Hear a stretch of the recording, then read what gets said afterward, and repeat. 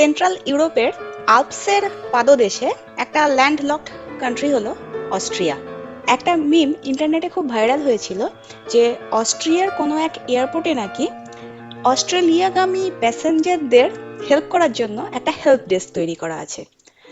মানে অস্ট্রেলিয়াগামী প্যাসেঞ্জাররা ভুল করে হয়তো অস্ট্রিয়া চলে গেছে, তাই জন্য অস্ট্রিয়াতে এরকম হেল্প ডেস্ক আছে। যদিও শুনেছি সেটা ভুয়ো, সেটা সত্যি নয়, কিন্তু হ্যাঁ, অস্ট্রিয়া আর অস্ট্রেলিয়া এই দুটো দেশ একটু কনফিউজিং অনেকের কাছেই, তাই স্পেসিফিক্যালি মেনশন করে দিই অস্ট্রিয়া ইউরোপের একটা দেশ, আর এর ক্যাপিটাল হলো ভিয়েনা।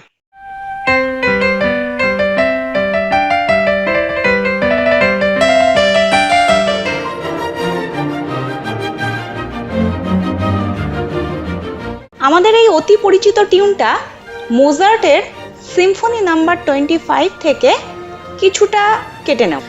আর মোজার্ট ছিলেন এই ভিয়েনারই মানুষ। তিনি যদিও ভিয়েনাতে জন্মাননি, কিন্তু ওনার কর্মস্থল ছিল ভিয়েনা। এবং শুধু মোজার্ট নয়, ইউরোপিয়ান ক্লাসিক্যাল মিউজিকের ফেমাস আর্টিস্টরা ম্যাক্সিমামই ভিয়েনাতে কাজ করেছেন, যেমন বিথোভেন, স্ট্রাউস, শুবার্ট এবং আরও অজস্র মিউজিশিয়ানস, যারা কেউ হয়তো অরিজিনালি ভিয়েনার বা কেউ হয়তো বাইরে থেকে আসা, কিন্তু কর্মস্থল হিসেবে ভিয়েনাকে বেছে নিয়েছিলেন এবং বেশ কিছু চিরকালীন মিউজিক তারা সৃষ্টি করে গেছেন। ভিয়েনাতে খুব স্ট্রং কফি আর কেক কালচার আছে। এখানকার খুব বিখ্যাত সাহার তত্ত্বে।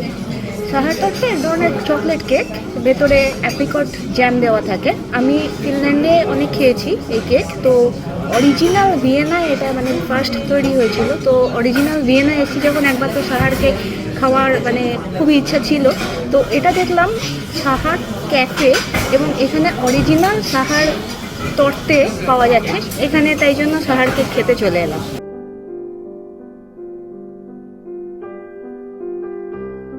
এই ঠিক পিছনেই যে ওই সাহার তত্ত্বে খেতে গিয়েছিলাম যে রেস্টুরেন্টটায়, ক্যাফে সাহার, ব্যাপারটা হলো যে আমি এতদিন এটাকে প্রথমে সাশার বলতাম, তারপরে শুনলাম এটা নাকি সাহার বা Saher, I don't know.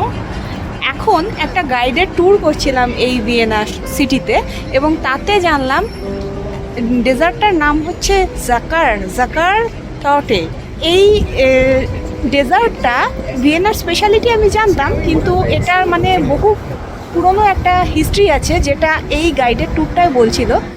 France জাকার নামক একজন 1832 সালে এই কেক ফার্স্ট ইনভেন্ট করে। আর এই কেকের অরিজিনাল রেসিপি বা কে তৈরি করেছিল পার্টিকুলার কোন কনফেকশনারি ফার্স্ট, এই নিয়ে বহু বছর ধরেই অনেক ডিসপিউট চলে, এবং এই ডিসপিউটটা কোর্টে পর্যন্ত যায়। আলটিমেটলি সেই ডিসপিউট সর্টেড আউট হয়, এবং এই হোটেল জাকার একমাত্র এই অরিজিনাল জাকার তত্ত্বে এই নাম দিয়ে এই কেকটা বিক্রি করতে পারে। এতেই বোঝা যাচ্ছে কেকটা কতটা পপুলার। এখন আমরা চলেছি সেন্ট স্টিফেন ক্যাথিড্রালের কাছে। সেন্ট স্টিফেন ক্যাথিড্রাল এখানে একটা খুব বিখ্যাত প্লেস। মানে এখানে আসার আগে আমি ওই ক্যাথিড্রালটা, সবাই আর কি রেকমেন্ড করেছে ওই ক্যাথিড্রালটা দেখার জন্য। তো এই রাস্তাটা খুবই সুন্দর দেখছি, এবং এই রাস্তাটা দিয়ে স্ট্রেট চলে গেলেই ক্যাথিড্রালে পৌঁছবো। 18 শতকের মাঝামাঝি থেকে 19 শতকের মাঝামাঝি মোটামুটি এই 100টা বছর ছিল ভিয়েনার মিউজিক্যাল হিস্ট্রির জন্য এক অনবদ্য অধ্যায়। এই সময় এখানে এক নতুন ধরনের মিউজিক সৃষ্টির একটা ঢেউ আসে বলা যেতে পারে। অ্যাকচুয়ালি এই টাইমটাতে ড্রাস্টিক্যালি নতুন ধরনের মিউজিক একটা নতুন পর্যায়ে পৌঁছে যায়, এবং এর আগের যে সমস্ত কনজারভেটিভ কম্পোজিশনসগুলো ছিল সেখান থেকে এই সময় যে মিউজিকগুলো তৈরি হয় সেটা সম্পূর্ণ একটা নতুন ফর্মকে তুলে ধরে।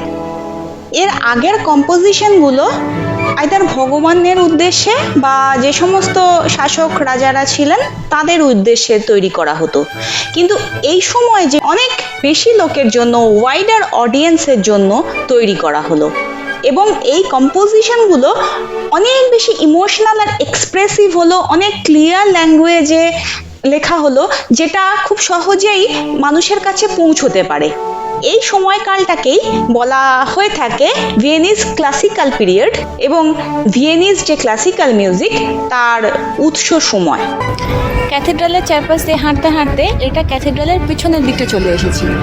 গাইডেড ট্যুর যেটা করছিলাম ওই গাইডেড ট্যুরটাই বললো এটা 10ম শতাব্দী 1100 সামথিং সময়ে এই ক্যাথেড্রালটা বানানো শুরু হয়েছে। তারপরে মানে বহু সময় ধরে ক্যাথেড্রালে আরও নানা রকম হিস্ট্রি রয়েছে, তবে সবথেকে যেটা বেশি আমার কাছে অ্যাট্রাকটিভ লেগেছে ক্যাথেড্রালটার অসাধারণ আর্কিটেকচার। এত সুন্দর আর্কিটেকচার, মানে প্রত্যেকটা স্টেজে স্টেজে এত সুন্দর আর্কিটেকচার, দেখতে মানে অপূর্ব লাগছে। প্লাস এই পিছনেই এখানে যিশুর একটা স্ট্যাচু রয়েছে, তো এই যিশু স্ট্যাচু প্লাস এখানেও একটা স্টোরি রয়েছে। সবই গাইডেড ট্যুরটাই বলছিল। আমি অনেক শুনেছি, মানে এখানে আসার আগে এই ক্যাথেড্রালটা সম্পর্কে অনেক শুনেছি, সত্যিই মানে ওয়ার্থ ভিজিটিং।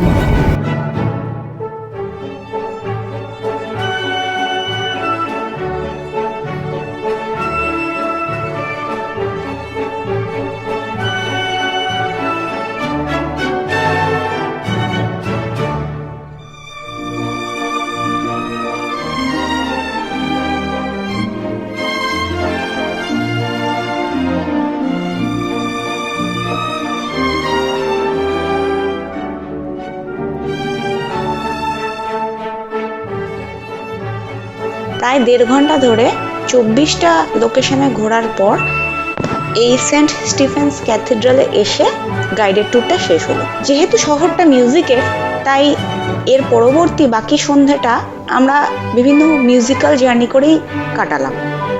এখন এসেছি ভিয়েনার হাউস অফ মিউজিকে। এই বিল্ডিংটা ফুল মিউজিয়াম। এটা ভিয়েনার প্রথম মিউজিকের একটা বিল্ডিং বলা যেতে পারে। এই যে এই ব্রোশারটা নিয়েছি, এতে দেখা যাচ্ছে যে 4টে ফ্লোরে মিউজিয়ামটা রয়েছে। ফার্স্ট ফ্লোরে Vienna Philharmonic, then second floor আছে যেখানে Sonotopia, then third floor Viennese classicism, and the fourth floor is for the virtual conductor. তো গোটা মিউজিয়ামটা খুবই বড়, এবং আমি জিজ্ঞেস করলাম কতক্ষণ লাগবে, বললাম প্রায় 1.5 থেকে 2 ঘন্টা সময় লেগে যেতে পারে টোটাল মিউজিয়ামটা ভালো করে দেখতে গেলে। অত সময় নেই তাই দেখতে পারলাম না, কিন্তু মনে হচ্ছে মিউজিয়ামটা বেশ ভালোই হবে। এখন এসেছি মোজার্ট হাউসে। এটা মোজার্টের বাড়ি, মানে ভিয়েনায় মোজার্টের বাড়ি। 1784 to 1787 এই 3 বছর মোজার্ট এখানে থাকে। এখন এই মানে বিল্ডিংটা মিউজিয়াম প্লাস কনসার্ট হল হিসেবে ইউজ হয়, প্রচুর কনসার্ট হয় এখানে। বৃষ্টি পড়ছে এত, সেই কারণে একটু মুশকিল হয়ে গেছে। এখানেও জোহান স্ট্রাউস আর মোজার্টের অনেক কনসার্ট হয়। এটাও একটা দেখলাম বেশ বড় বিল্ডিং, এখানেও প্রচুর কনসার্ট হয়। এবং এর পাশেই জোহান স্ট্রাউসের মনুমেন্ট আছে, প্লাস বিটোফেনের মনুমেন্ট আছে, সেই দিকেই যাচ্ছি ক্রমশ।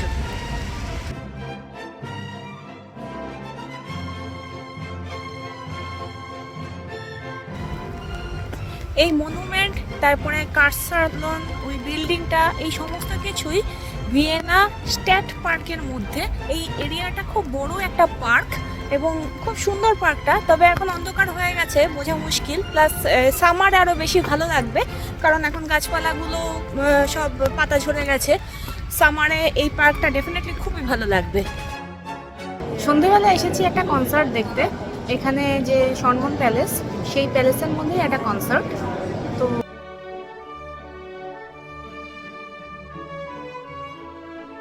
কনসার্ট শুরুর আগে একটা কথা অ্যানাউন্স করা হলো যে কনসার্ট চলাকালীন কোনো রকম ডিভাইস দিয়ে রেকর্ড করা যাবে না। কনসার্টটা ফুললি হার্ট অ্যান্ড সোল দিয়ে এনজয় করতে হবে।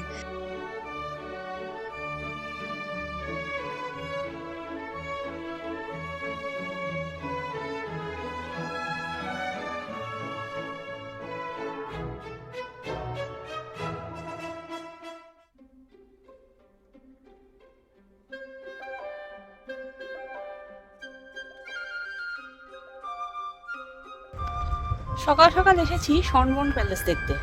আজকে ওয়েদারটা বেশ ভালো আছে, সকাল সকাল রোদ উঠেছে, ভালো লাগছে। তো সনবন প্যালেসে কালকে রাত্রেবেলা যে কনসার্ট দেখতে এসেছিলাম, সেই প্যালেসেই আবার এসেছি এখন। ভিয়েনিজ কিংডমের এটা হলো প্যালেস। সকাল সকাল অনেকেই প্যালেস দেখতে চলে এসেছে। এই 8:30টার সময় প্যালেস মিউজিয়াম খুলে যাচ্ছে, আর প্যালেসের এই যে গার্ডেনটা, এই গার্ডেনটা সকালবেলা 6:30টার সময় খুলে গেছে। অ্যারাউন্ড 16th সেঞ্চুরি মোটামুটি সেরকম সময় থেকে এই প্যালেসটা মানে স্টার্ট হয় ডেভেলপমেন্ট। তো এই প্যালেসটা একটা ইউনেস্কো ওয়ার্ল্ড হেরিটেজ সাইট এবং খুব বড় প্যালেস এবং খুবই সুন্দর। এখানকার রাজাদের যত রকম মানে বড় মিউজিয়াম আছে, একটু বাদেই মিউজিয়ামে ঢুকতে যাব। তো এখানকার কিংডমের যত রকম নিদর্শন আছে সবই এই প্যালেসে মিউজিয়ামের মধ্যে রাখা আছে। প্যালেসটা ঘুরে দেখলে সবটাই বোঝা যাবে। এমনিতেও প্যালেসের আর্কিটেকচারটা খুব সুন্দর, দেখতেও ভালো লাগছে। সকালবেলা খুব হাওয়া, কিন্তু ওয়েদারটা ভালো।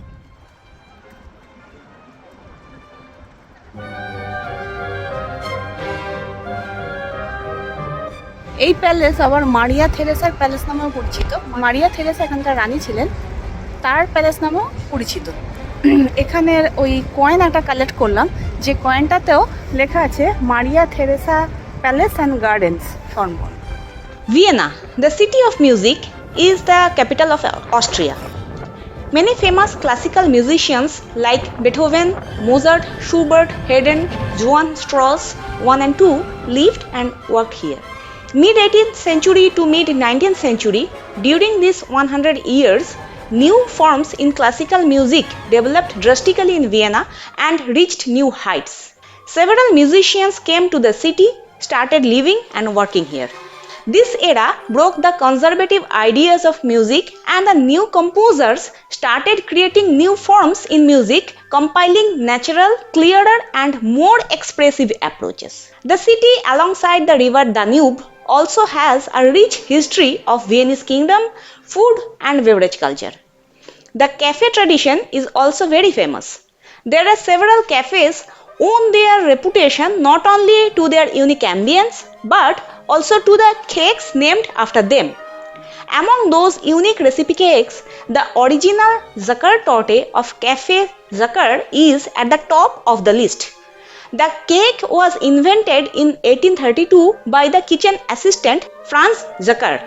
St. Stephen's Cathedral of Vienna is one of the most visited cathedrals in Europe. It is the symbol of Vienna. At 136 meters in height, it is the tallest church in Austria. Construction of St. Stephen's Cathedral began in the 12th century, and its interior changed repeatedly over the centuries until it was finally given its current appearance.